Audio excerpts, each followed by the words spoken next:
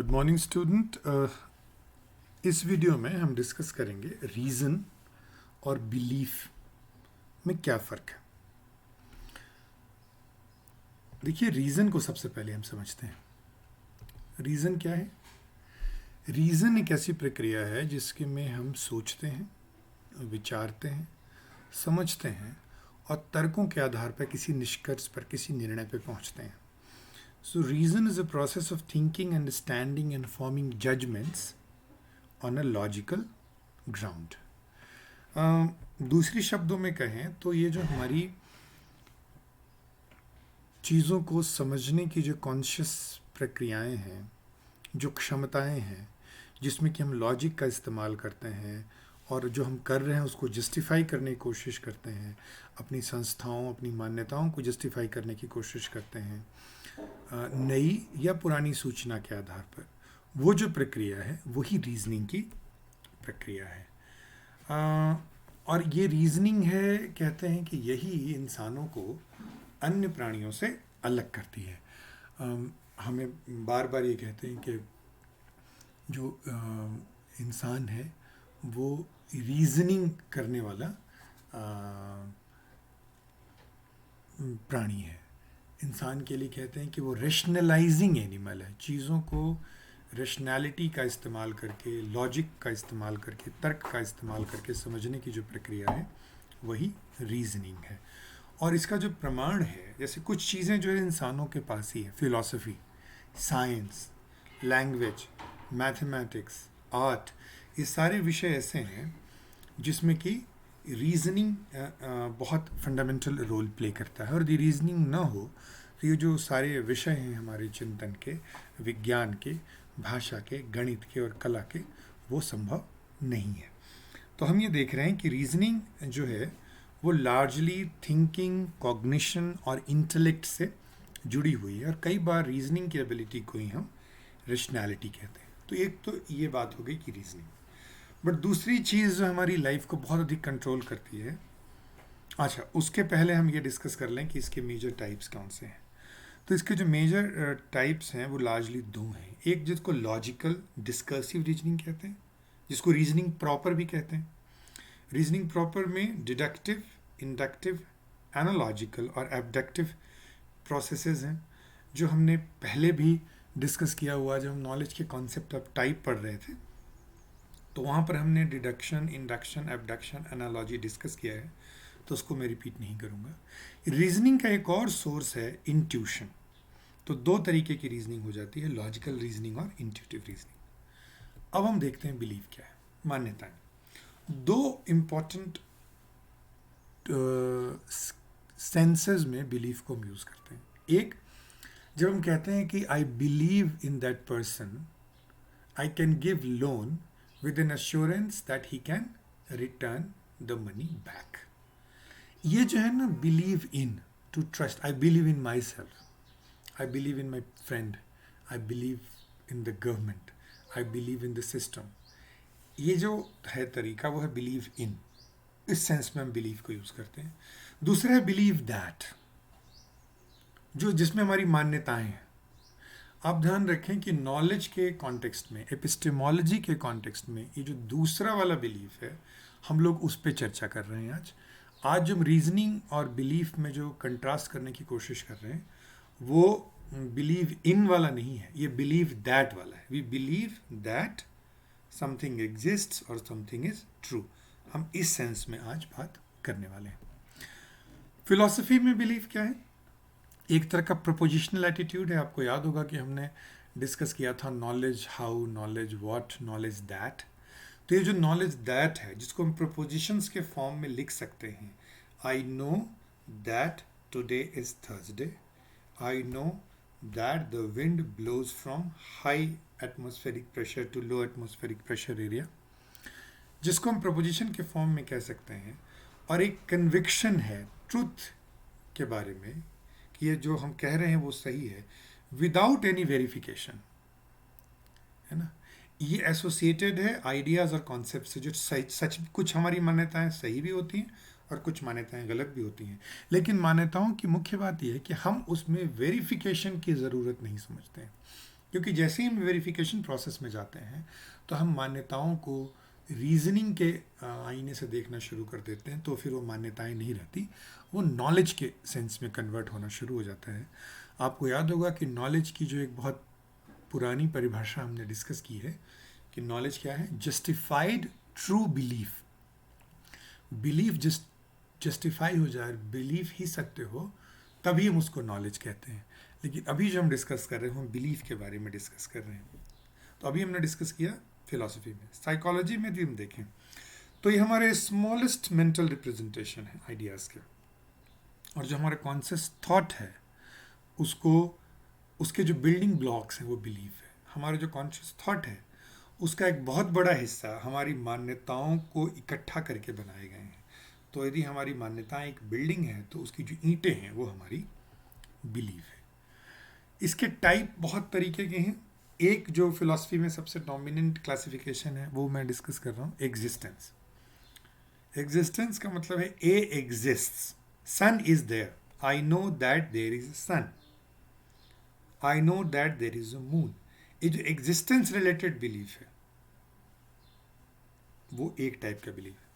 दूसरा association, I know that A is associated with B, I know that the earth is associated with sun, I know that the moon is associated with earth. ये जो association की जो मान्यता है किसी मान्यता को लेकर के, वो ए और बी को जब हम जोड़ के देखते हैं, हमारी जो मान्यताएं हैं वो एसोसिएशन से जुड़ी हुई बिलीफ कहते हैं।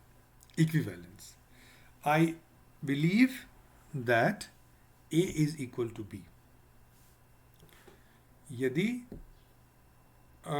For example we believe that this fruit tastes like this, तो ये जो बिलीफ है जो इक्विवेलेंस के आधार पर बनती है उसको हम इक्विवेलेंस ओरिएंटेड बिलीफ कहते हैं।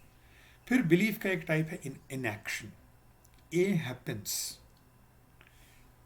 This happens, problem happens in life, ये जो बिलीफ है वो इनएक्शन बिलीफ है। Causation, I know that the laziness leads to poor performance, causation की जो बिलीफ है, ए कॉजेज बी। तो आप देख रहे हैं कि कितने तरीके के बिलीफ हो रहे हैं, एग्जिस्टेंस से रिलेटेड, एसोसिएशन से रिलेटेड, इक्विवेलेंस से रिलेटेड, इनएक्शन से रिलेटेड, कॉजेशन से related. A exists, A is associated with B, A is equal to B, A happens and A leads to B। इतनी तरीके की जो है मान्यताएं हम सोच सकते हैं। तो आपके लिए असाइनमेंट ये है कि नॉर्मल जीवन में जो हम मान्यताएं रखते हैं वो किस तरीके की इसमें से क्लासीफाई हम इसको कर सकते हैं। आप इस पर सोचें और इस तरह के प्रपोजिशंस बनाएं जिसमें कि उन बिलीफ को कैप्चर किया जा सकता है। अब हम इनके अंतर को समझते हैं। रीज़न एक टूल है ताकि हम रियलिटी को ठीक से समझ सकें, लेकिन बिलीफ एक एज्यूम्ड ट्रुथ है जिसमें हम सत्य को मान लेते हैं।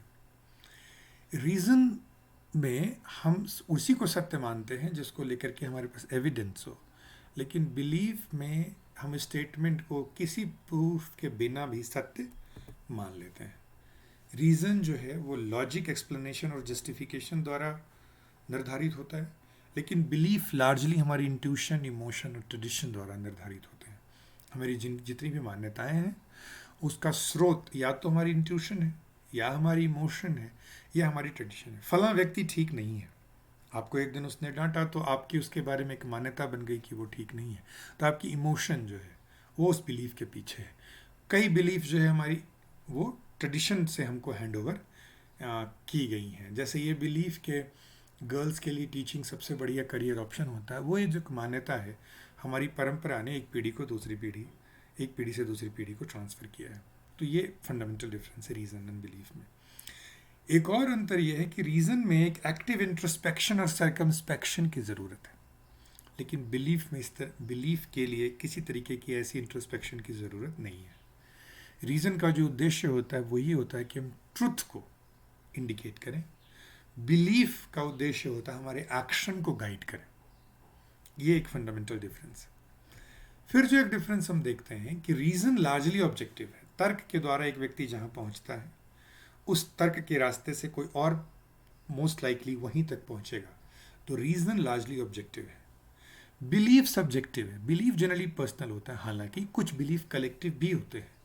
बट उसकी जो रेजिडेंस है वो बिलीफ रहता है सब्जेक्टिव लेवल पे, पर्सनल लेवल पे। एक ही फैमिली के 4 लोगों की जो मान्यता एक ही मुद्दे पर अलग अलग हो सकती है। तो बिलीफ लार्जली सब्जेक्टिव है, पर्सनल है, रीजन लार्जली ऑब्जेक्टिव है। रीजन लार्जली कॉन्शियस है, हमको इसमें कॉन्शियस लेवल पे एफर्ट करनी पड़ती है, बट बिलीफ सब कॉन्शियस लेवल पे वर्क करता है। रीजन का जो आधार है वो फैक्ट्स एंड लॉजिक है, बिलीफ का जो आधार है वो वैल्यूज़ और फेथ है। हमारे जो मूल्य हैं, हमारे विश्वास हैं, वो हमारी मान्यताओं में झलकते हैं। रीज़न ऑर्गेनाइज्ड है, सिस्टमेटिक है, लेकिन बिलीफ जो है वो अनऑर्गेनाइज्ड और अनसिस्टमेटिक है। ये जो हम डिस्कस कर रहे हैं रीज़न और बिलीफ, ये ज़रूरी इसलिए है क्योंकि टीचिंग की प्रक्रिया में एक जो बहुत महत्वपूर्ण उद्देश्य है कि हम रैशनल ह्यूमन बीइंग डेवलप कर रहे हैं।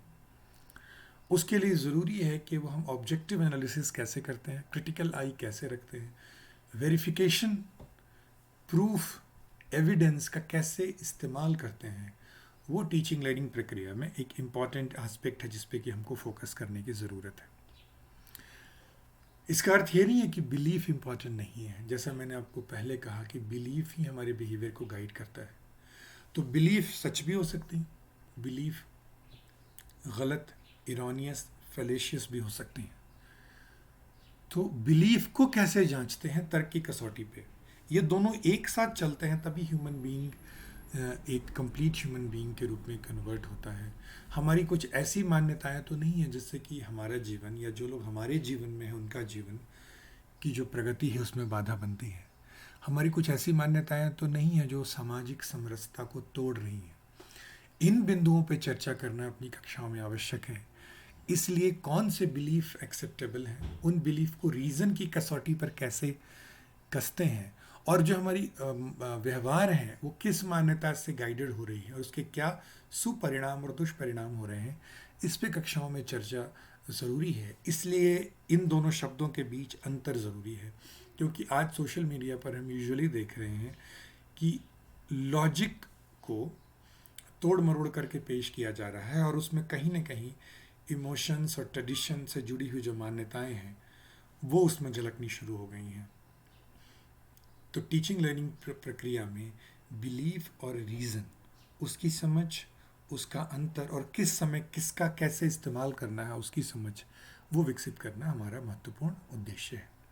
अगले वीडियोस में हम लोग चाइल्ड सेंटर्ड एजुकेशन जो यूनिट 1 के जो 4 सब पार्ट्स हैं उसका सेकंड जो सब पार्ट है वो शुरू करेंगे। Thank you.